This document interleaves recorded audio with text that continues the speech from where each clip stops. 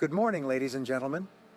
Today I want to share with you a powerful truth that has the power to revolutionize your life and your financial future. You see, many people believe that becoming a millionaire is an unachievable dream, reserved only for the lucky few or those born into privilege. But what if I told you that the path to millionaire status lies within your grasp, waiting for you to take hold of it? Yes, my friends, you are just one skill away from transforming your financial destiny and achieving the coveted status of millionaire. In today's rapidly changing world, success is not solely determined by luck or circumstance, but by our ability to adapt, evolve, and master the skills that drive wealth creation. So, as we jump on this road trip together today, I urge you to open your mind and your heart to the possibility of realizing your full possibilities. Suffer the power of learning, growth, and self-improvement, and watch as you unlock the door to unlimited prosperity and abundance. Thank you for joining me on this exploration of financial empowerment. Now let's go through the strategies and principles that will guide us towards reaching our dreams of millionaire status and beyond. I worked in tough jobs for several years. I worked in construction, on farms and ranches, and in factories, putting nuts on bolts hour after hour. One day, in a state of frustration, I started asking myself the question, why do some people have more success than others?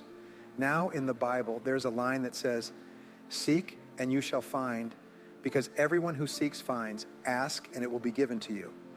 So I started asking other successful people how they were doing things differently from me, and they told me. I did it and got better results. I got into sales when I could no longer get a laborious job, and in sales I noticed that one of the guys in my company was making 10 times more than anyone else. Even though he was selling the same product from the same office at the same price to the same people under the same conditions, he was making 10 times more than anyone else. I went and asked him, "What are you doing differently from me?" He told me, "I did it, and what I discovered changed my life." I discovered the law of cause and effect, the law of sowing and reaping, action and reaction. They're great universal laws. What it says is that everything happens for a reason, that there are no effects without causes, that even if we don't know what's causing the effect, if we track it, we'll find the cause. It's the basis of the scientific process, of all medical research, of all marketing, of all business. If you can define an effect you desire, you can track it down and find someone who at one time didn't have that effect, discover what they did, and then do the same, and eventually you'll get the same results. We say that success is not an accident, failure is not an accident, success leaves tracks. So if you simply follow the tracks of other successful people, no matter where you start from, you'll eventually get to the same place they did. The two most important things we need to be happy and healthy are a sense of control, the feeling that we have control over our lives, that things happen for a reason, and a sense of coherence, the feeling that things fit together well. When I realized that the law of cause and effect explained everything, I got excited. In sales, I rose to the top of my sales force. I read, learned, attended courses, and most of all, applied what I learned. When I got into sales management, I read books again, took courses, sought advice, and when I got involved in real estate, importation, development, manufacturing, distribution, and a series of businesses over the years, the first thing I did was ask, how does this work? How do people succeed in this field? Then I immersed myself, spent hours and hours studying, and then did what the most successful people did. We say that nature is neutral, meaning nature doesn't care who you are. It doesn't matter if you're tall or short, male or female, black or white, educated or uneducated. Nature only cares that you do what successful people do. Making a recipe, nature doesn't care. You follow a recipe and you get the dish. Isn't it fascinating? Nature operates on its own terms, indifferent to our status or capabilities. In our society, much like the concept of justice, it remains blind to individual attributes. Yes, there are countless individuals out there, perhaps less intelligent or talented than you, yet flying high on the wings of success. Why? Because they attach to the time-tested principles of achievement. It's a bitter pill to swallow, witnessing someone seemingly less capable surpassing us in wealth or stature. But here's the key. Success leaves a signal. We must learn to emulate those who have gone before us, replicating their proven methods with endless determination. Let me highlight a crucial point.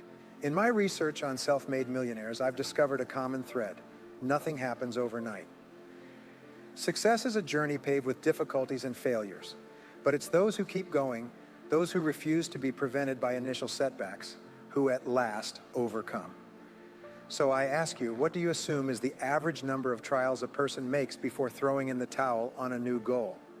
Well, the average is less than one, because most people give up before even trying once. They say, that's a great goal. I'd love to be financially independent. And then they give up. They don't even try because I can't because of this and that and so on. And then they go to a wonderful place called someday. Have you ever heard of someday?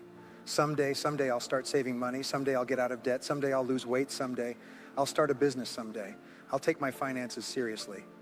And most people live in it someday. Your job and my job are to vote you off the island, right? And we started taking control of our lives a few years ago. A major entrepreneur called me and asked me to give a talk for his 800 entrepreneurs who own independent franchises within his organization on how to become a self-made millionaire. I said yes. When you're a young speaker, you agree to talk on any topic. I said, sure, I'll talk on that subject. And I was like most people when I was young. I wanted to be a millionaire by the time I was 30. And when I got to 30, I postponed it to 35. And when I got to 35, I postponed it to 40. And then I just stopped looking at it. I forgot about it and felt like the cards were stacked against me. I was around 38 or 39 when he called me and asked. I said, sure, no problem. And then I asked myself, what do I know about self-made millionaires? And this was shocking. I knew nothing. So I started studying them, finding out where they came from, what they did, how they thought, where they started, the decisions they made, and the kind of people they were. One of the things I learned is that becoming a self-made millionaire isn't the important thing. What's really important is the person you have to become a self-made millionaire. To become a self-made millionaire, you have to become a totally different human being. A friend of mine says that to achieve something you've never achieved before, you have to become someone you've never been before. And it's a really important idea. The qualities you need to develop within yourself to become a self-made millionaire are incredible qualities that make you a much better person. Not just better in terms of character, determination, discipline, decision-making, strength, and so on. They make you a much better person. They round out your character in a much better way. So the real benefit of becoming rich isn't because you can eat more, but how many more meals you can eat. How much more clothing can you wear because of the kind of person you become? And then the kind of people you associate with, the kind of life you lead. What I found in my research is that there are a number of qualities that self-made millionaires have. If you have these qualities, your success is practically guaranteed. And if you don't have them, the qualities are learnable. The number one point is that all business or sales skills are learnable. All financial skills are learnable. If you can drive a car, you can learn any skill. Now, point number two is that you're probably only one skill away from doubling your income right now. You're probably only one skill away from getting on the road to becoming a self-made millionaire. It turns out that's the case for almost everyone. Let me tell you an intense truth upon you. Within each of us lies a dormant accumulation of untapped potential, waiting to be released. And if by chance you find yourself lacking self-confidence of which skill holds the key to your success, fear not, for enlightenment may yet expose itself in the moments we share together. But note this insight. Every skill worth holding is within your grasp, waiting for only your devotion and determination to master it. I've often heard individuals complain, I'm not skilled with money. But let me remove that notion once and for all. You see, the beauty of life lies in its endless opportunities for growth and learning. Yes, you heard me right. You can learn anything you set your mind to, achieve anything you have the courage to dream. Now, take a moment to assess yourself. Give yourself a score from 1 to 10 in each area of your life. And if you find yourself lacking in any aspect, do not give up, for it is within your power to cross any weakness. Dream big, my friends. Visualize a future of unlimited abundance and prosperity. Nurture a vision of yourself, radiant with happiness, vitality, and success. Practice the art of idealization, following the habits and mindset of those who have walked the path of greatness before us. Project forward several years and imagine that your life is perfect in every way. Imagine that you have no limitations, that you have all the time, all the money, all the friends, all the contacts, all the education, and all the experience, and that you can be, have, or do anything you want in life. If you could, what would it be? If your life were perfect in 5 years, how would it be? How much would you be earning? How much would you be worth? What kind of family life would you have? What kind of health would you have? What kind of car would you be driving? What would your life be like if you could wave a magic wand and make it perfect in every way? What we found is that This is the starting point for great wealth, and it's the starting point for great success in life, that you have a dream or a vision of a wonderful future. Here's an exercise we give people in our audiences. Take a sheet of paper and make a list of dreams, what's called a dream list. Now imagine that this is like a child's Christmas wish list, and that it allows you to just let go and write down everything you can think of that you might want. I had a friend I showed this to, and he got so excited he bought a spiral notebook and started writing. He'd look through the newspaper, and anything he saw that he liked, he'd jot down. He ended up the first time with 330 goals, and at the end of the month, he had 500 things he wanted. The interesting thing was that his life exploded. He activated the law of attraction and started attracting into his life people, circumstances, ideas, resources, and insights that moved him toward the achievement of his goals and started bringing those goals closer to him. Point number 2 is to do what you love to do. Whenever you find people who are truly successful in life, they are people who do what they love to do. They love their work. The big rule for success in life is to find something you love to do and then find a way to make a living doing it. Now, when you find what you love to do, it will be something that gives you energy, that motivates you, that excites you. It's probably something you were meant to do since you were born. And when you ask self-made millionaires what kind of work they do, they often say, I've never worked a day in my life. I just do what I like to do. Number 3 is to commit to excellence. Now, this is really important, and I struggled with this when I was young because I was never good at anything. I was never picked for any teams.